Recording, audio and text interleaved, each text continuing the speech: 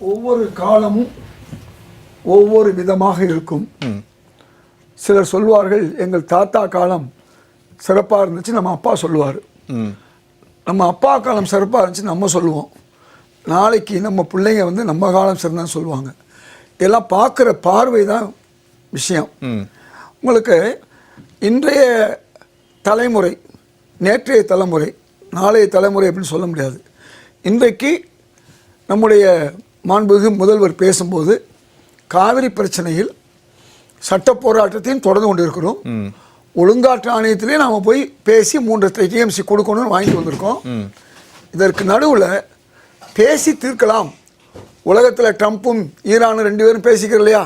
உலக நாடுகள் இவ்வளோ பெரிய சண்டையும் போட்டுக்கிட்டே பேசிக்கிறாங்க இல்லையா? ஏன் நாம் பேச்சுவார்த்தை நடத்தக்கூடாதுங்கிற அடிப்படையில் முயற்சி எடுத்தேன்.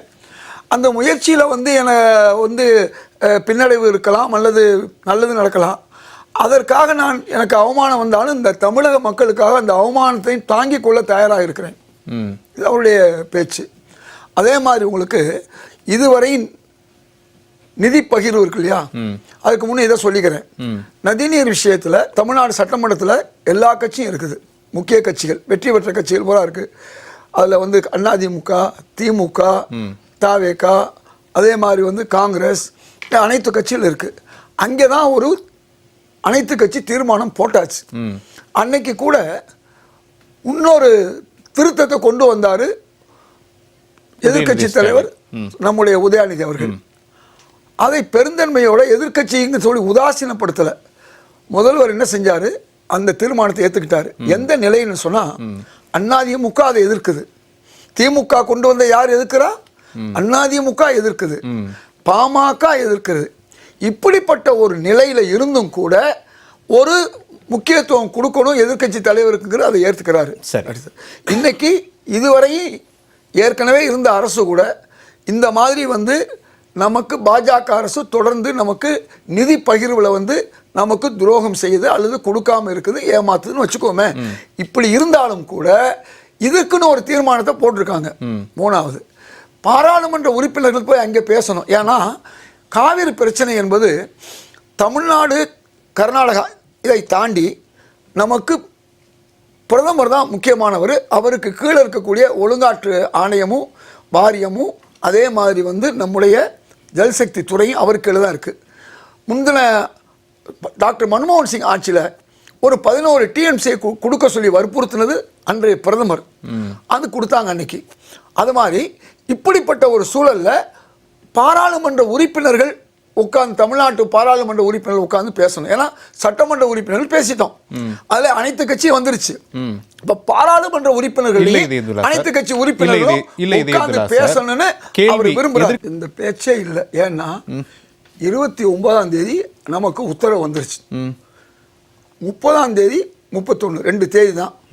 1ஆம் தேதி நமக்கு நீர் வந்துருச்சு, மழை பெஞ்சு. அந்த நேரத்தில் 2ஆம் தேதி அவங்க ஒரு கூட்டத்தை போடுறாங்க கர்நாடகாவில்.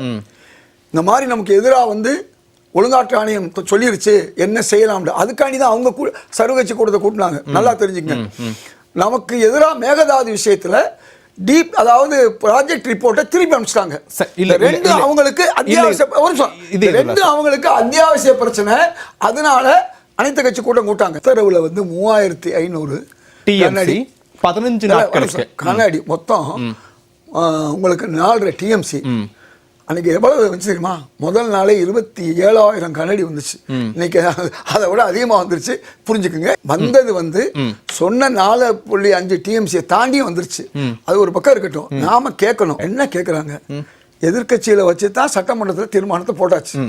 எதிர்கட்சியில வச்சு தான் இப்ப பார்லிமெண்ட் கூட்டத்தை போடுறாங்க. சரி, இதுக்கு மேல வந்து எங்கே போய் சட்ட போராட்டத்தையும் பண்ணிக்கிட்டு இருக்காங்க.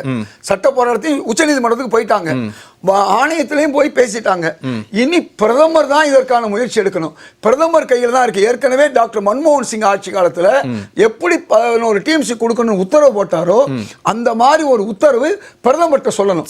பிரதமர்கிட்ட போய் பேசுறதுக்கு என்ன நடக்கணும்? தமிழ்நாட்டிற்குரிய எம்பிக்கள் அனைவரும் ஒன்று சேரணும். இந்த கூட்டத்தில் எத்தனை கட்சி வருது, யார் புறக்கணிக்கிறார்கள் என்பது மக்கள் பார்ப்பாங்க. மக்கள் பார்ப்பாங்க. தாவே காட்சி கூட்டம் போடணும் தாவே காட்சி கூட்ட எம்பி கூட்டத்தில் யார் யார் வர்றா யார் யார் வரலைங்கிறது நாளைக்கு நாளைக்கு பார்க்கலாம். தெரியும். சரி, இது அது முதற்கட்ட மட்டுமல்ல, பார்வை எடுத்துக்கலாம். உண்மை மக்களுக்கு புரியும். சரி, இது ஒரே வரியில நான் ஒரு பிரேக் அப்புறம் வரேன். கர்நாடகாவில் அனைத்து கட்சி கூட கூப்பிட்டாங்க.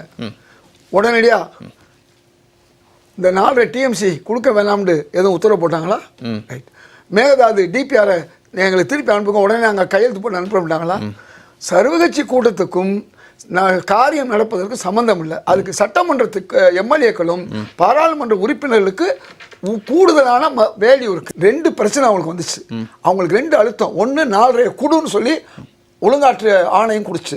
2வது உங்க டிபிஆர் நாங்க திருப்பி அனுப்புறோம் அனுப்பிச்சாங்க. இந்த 2 பத்தி பேசுறது தான். அப்படி ஒரு நாள் தமிழ்நாட்டுக்கு இல்லையே. அப்படி ஒரு நிலைமை தமிழ்நாட்டுக்கு நான் சொல்றேன். நிச்சயமா அனைத்து கட்சி கூட்டம் கர்நாடகால பெங்களூர்ல நடைபெற்று முடிந்த உடனே பாஜக வெளியில வந்து பேட்டி கொடுக்கறாங்க.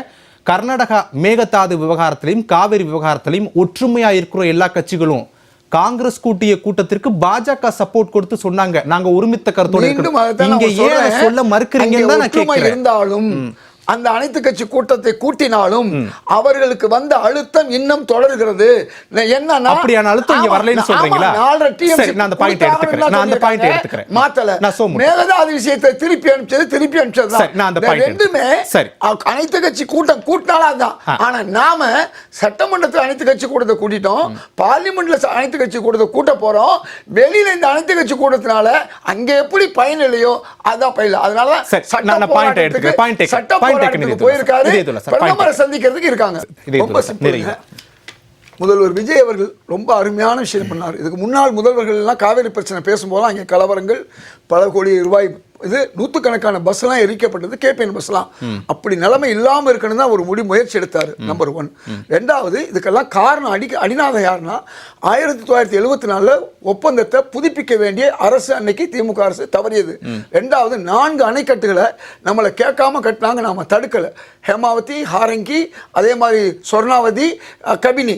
அதுல வந்து ஹேமாவதி கட்டக்கூடாதுன்னு காமராஜர் சொன்னபோது இவர் பிரம்மச்சாரி, இவரே ஹேமாவதி பேசுறாருன்னு கொஞ்சம் ரெட்டை இருத்தத்தில் அன்னைக்கே பேசுனாங்க. இன்னைக்கு அதே மாதிரி 320 டிஎம்சில குண்டுராவ் அவர்களும் எம்ஜிஆர் கையெழுத்து போட நேரத்தில் ஒரு மலையாளியும் ஒரு கன்னடத்திற்காக எதுக்கு சொல்ல வரேன்னா, இந்த மாதிரி எல்லாம் முந்தின காலத்தில் தவறு செய்தது அன்னைக்கு எம்ஜிஆர் ஆட்சி காலத்திலும் திமுக ஆட்சி காலத்திலும் நடந்த தவறுகள் தான் இன்னைக்கு நாம 177க்கு வந்து நிக்கிறோம். அந்த 177 நமக்கு வராத ஒரு சூழ்நிலை இருக்கும்.